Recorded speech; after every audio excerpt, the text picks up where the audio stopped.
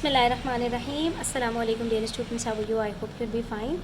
This is Think New Syllabus Mathematics Book 3 and we have already started chapter number 7, volume, surface area of pyramids, cones, and today we are going to do some questions from exercise 7. We have already completed first few questions in which we have discussed how to find out the volume and surface area, the difference between the flat surface and the curved surface, how to find out the surface area of the circular path, how to find out the surface area of the curved surface, and what is the difference between the slant height, the perpendicular height, and all. Now let's do some real life situations related to it. So in question number 12, you can see a conical flask of silver has a height of 16 centimeters and a base radius of 12 centimeters. It says a conical block of silver has a height of. When it says a height, it is not mentioned a slant height, meaning they are telling us the perpendicular height. Okay, the height of this conical flask, conical block. Okay, so there is basically a block of silver which is conical in shape, and it has a height of 16 centimeters and a base radius of 12 centimeters. Now this silver is melted to form coins. We have done this type of questions earlier as well.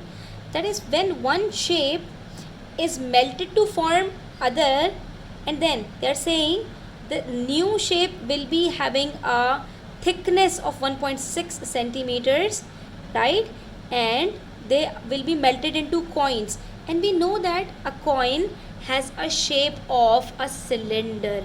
It has a circular base above, another same circular base down, and between them there is a thickness, that is the height of the cylinder. So it's a cylindrical shape coin. So what are we doing? From a conical we are changing a shape into a cylinder, and the cylinder has a height. Thickness means the distance between the two bases, circular bases, which is the height, and 1.5 centimeters in diameter, and the diameter of that coin will be 1.5 centimeters. Find the number of coins. So whenever this type of question comes that one shape is melted into another, so what do you have to do? You have to find out the volume of the first shape, then you have to find out the volume of the second shape, and then you have to divide them.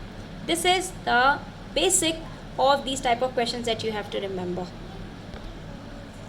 We will first find the volume of cone, which is 1/3 pi r square h, 1/3 multiplied by 22/7. I personally choose taking the value of pi as 22/7 instead of taking it in decimal, that is 3.142, because solving it with a fraction is way more easier as compared to decimal. So now it has a radius of 12, so it's gonna be 12 square multiplied with the height is 16 centimeters. All are given in centimeters, so we'll simply multiply it by 16, and now we will solve it. So 22 multiplied by 144 multiplied by 16 divided by 3 into 7, 21. So the volume of this cone, which has a radius of 12, this is 12 centimeters, and a height. They are not talking about this slant height, they are talking about this height, which is perpendicular to the base radius, equals 16.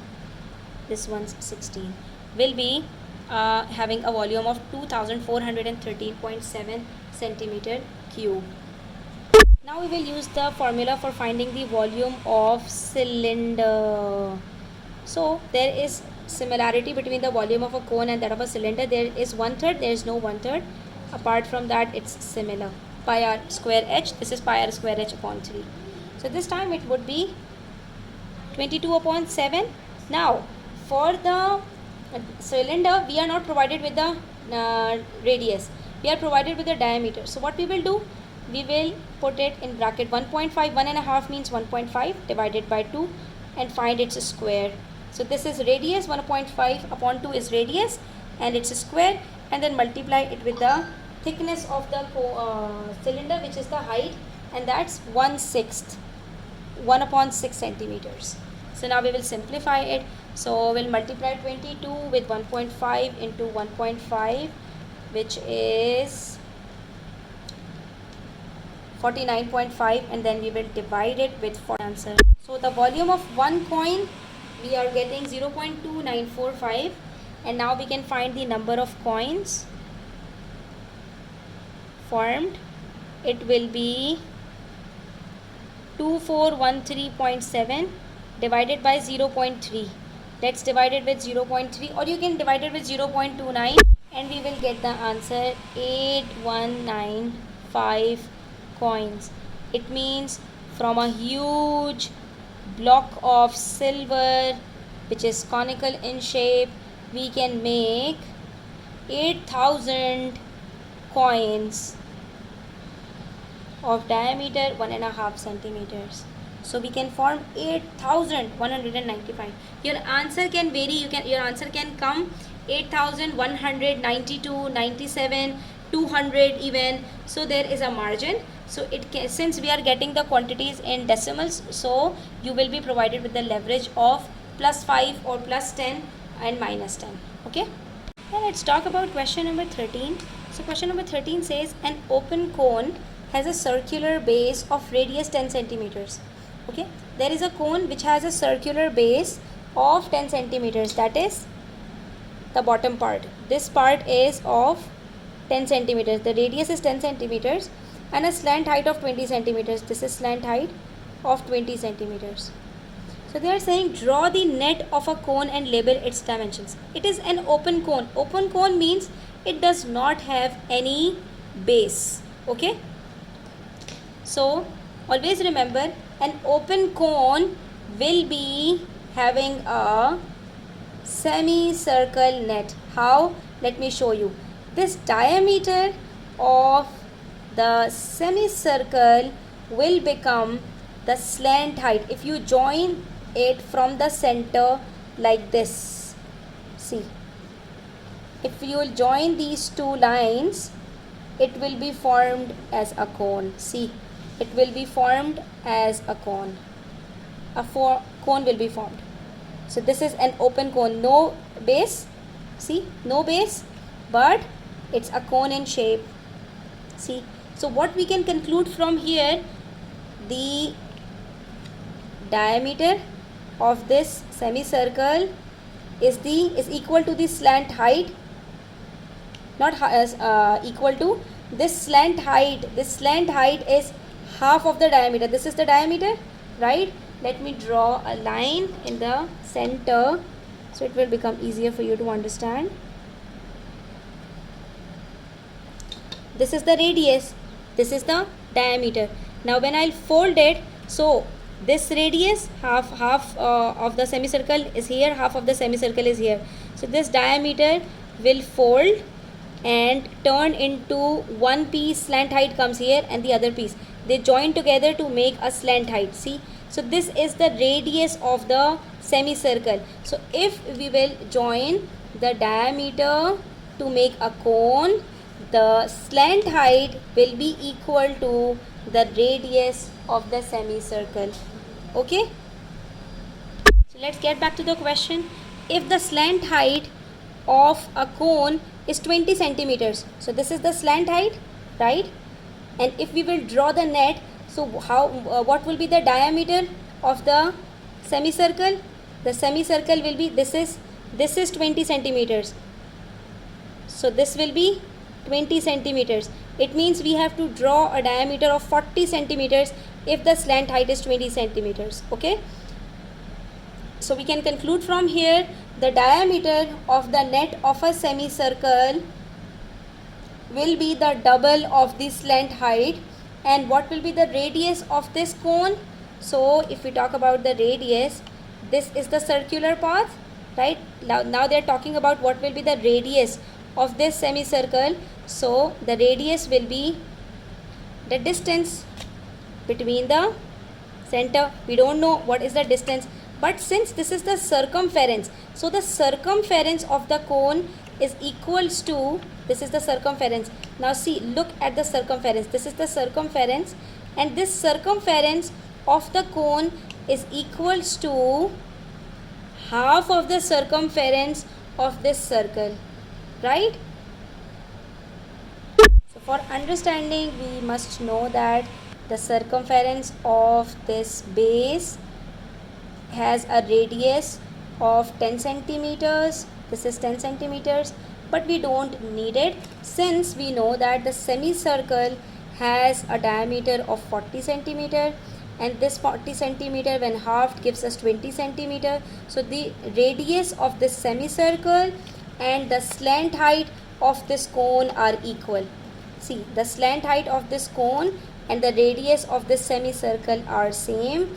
And then if we talk about the half of the circumference of this semicircle and the circumference of this cone are also equal. So the circumference of the cone is equals to half of the circumference of the semicircle. Also the slant height of the cone is equals to the radius of the semicircle. So we will write it down somewhere because we need these measurements for the next question. So we will write it down over here. Slant height of the cone will be equals to the radius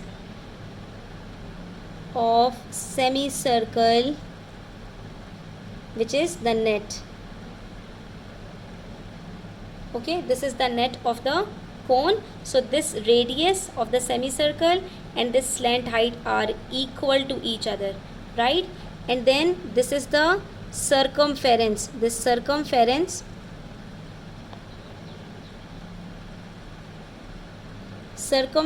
of circular base of cone is equals to half of the circumference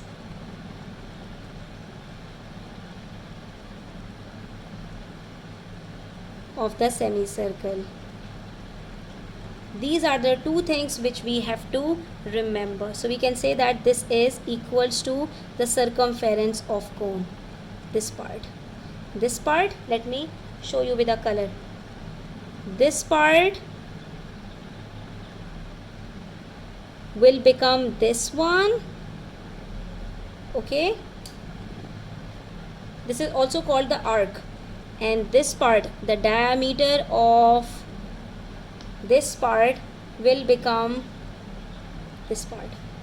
So we can say that, sorry, only this part, half. The radius will become the slant height and the circumference will become the arc. Now let's talk about question number 14. So we have to use the knowledge that we learned in question number 13 in question number 14. In question number 14 it says the semicircle shown is folded to form a right circular cone. Now the same thing is happening. Earlier we had a cone and we made its net. Okay, so it turned into a semicircle. Now a semicircle is given, okay, and we have to make it a circular cone.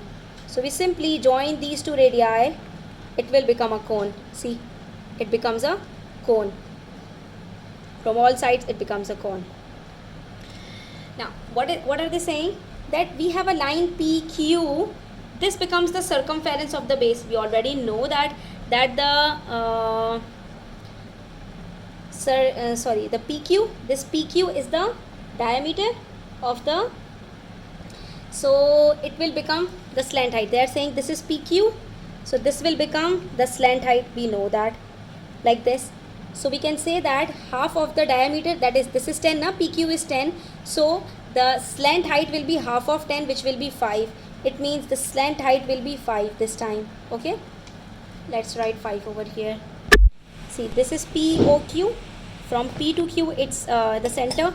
We have a distance 10 centimeters. So when we will join these 2 points, this slant height will be of 5 centimeters because half of it is 5 centimeters.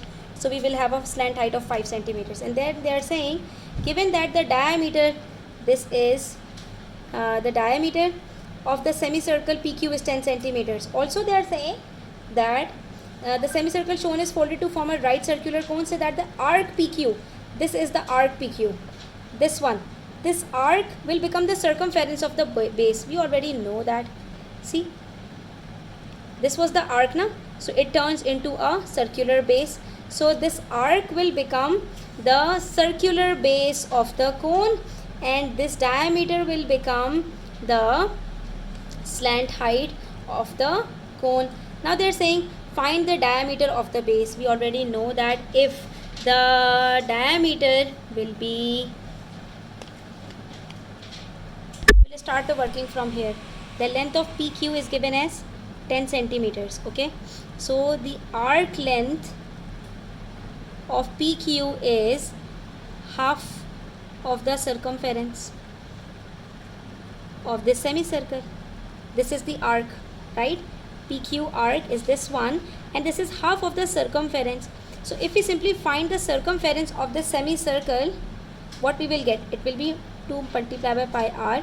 So 2 cuts 2, and we are left with 22 upon 7 multiplied by r. The radius will be 5. So it's 110 upon 7, which is 15.7. It means the arc length of PQ will be 15.7 if the length from P to Q is 10 centimeters. If this is 10 centimeters, this will be 15.7 centimeters. Now let's recall that we know that this part of the circular base was this arc. This arc will transform into the circular base, meaning this arc length of PQ will be equal to the circumference of the circular base. So we can say that circumference of base